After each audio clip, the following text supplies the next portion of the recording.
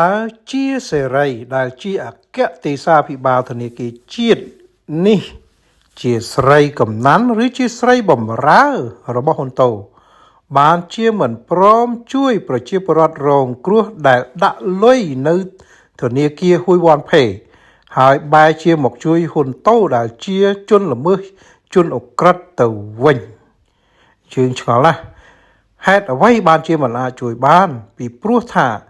ការបើកធនាគារមួយនៅក្នុងប្រទេសកម្ពុជាជាពិសេសធនាគារពាណិជ្ជកម្មដូចហ៊ួយវ៉ាន់ផេត្រូវតម្កល់ប្រាក់